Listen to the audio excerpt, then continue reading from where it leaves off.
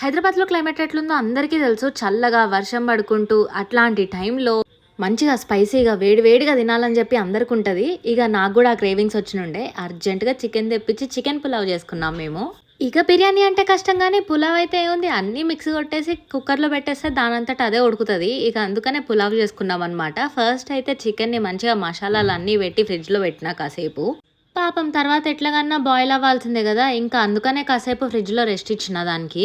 ఇగ అంతలోపు కుక్కర్ పెట్టి అందులో కొంచెం ఆయిలేసి, దాని తర్వాత నెయ్యేసి, బిర్యానీ సామాన్లన్నీ ఏసి, ఉల్లిపాయేసి, కొత్తిమీరేసి, పుదీనా ఏసి, దాని తర్వాత అందులో అల్లం వెల్లుల్లి పేస్ట్ ఏసి, దాని తర్వాత చికెనేసి, దాంతో పాటు కాసేపు ఉడికిన తర్వాత దాంట్లో కారమేసి, ఇంట్లో చేసుకున్న హోమ్‌మేడ్ మసాలా ఏసి, అండ్ తర్వాత ఉప్పేసి, వామ్మో! ఇన్నేసా తప్పదు ఎయ్యాలి.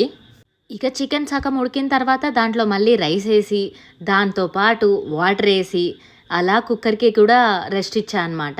తర్వాత చూసారుగా ఎలా అయిందో పులావ్ అయితే అద్దిరిపోయింది నిజంగా.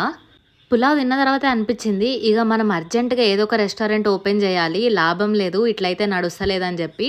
బట్ ట్రస్ట్ మీ నిజంగా టేస్ట్ అయితే అద్దిరిపోయింది. ట్రై జేయండి ఒకసారి. క్లైమేట్‌కి మస్తుంటది.